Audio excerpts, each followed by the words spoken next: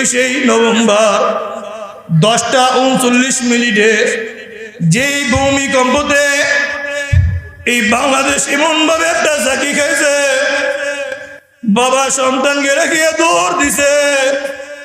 আর হেফসখানার ভিতরে দেখা যায় কোরআনের পাখিদেরকে উস্তাদ দৌড় দিয়া বুকের মধ্যে নিয়ে বসে আছে।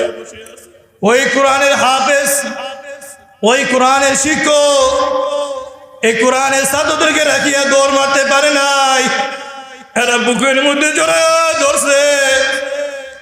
আর বাবা সন্তানকে রাখিয়া দৌড় মারছে। আল্লাহ বলে, বান্দা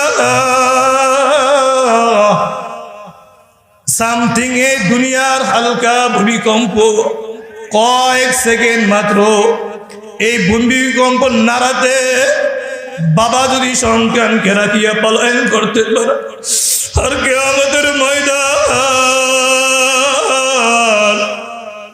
ওয়াজিআ ইয়াওমাইযিন বিজাহান্নাম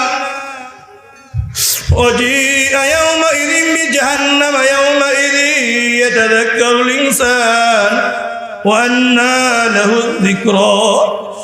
আল্লাহ পাক রব্বুল আলামিন আয়াতের মধ্যে বলেন, আমার বান্দা কিয়ামতের ময়দানে যেদিন জাহান্নাম সামনে হাজির করা হবে, ওই জাহান্নামের বিকট আওয়াজ, জাহান্নামের দৃশ্য দেখিয়া তোমরা আফসোস করবে, বান্দা কাজে আসবে না।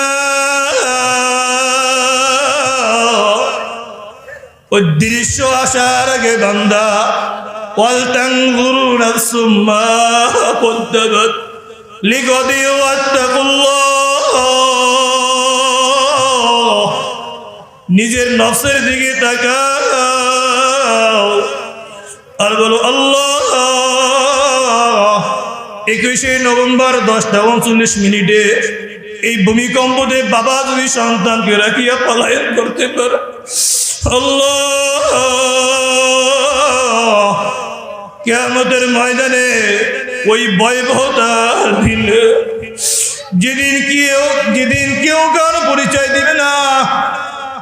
আল্লাহ বলে, কিয়ামতের ময়দানে যে সন্তান বাবাকে পরিচয় দিবে না, এই 21শে নভেম্বর এই হালকা ভূমিকম্পতে নমুনা তোমরা থেকে শিক্ষা নাও। যদি এরপরে তোমরা আমারকে না চেনো, আমার নবীকে না চেনো, বান্দা এমন ভূমিকম্প, এমন আযাব এবং গজবের মধ্যে সম্মুখীন হবা। আর বান্দা তওবা করার সুযোগ পাবে না, এখনো সময় আছে।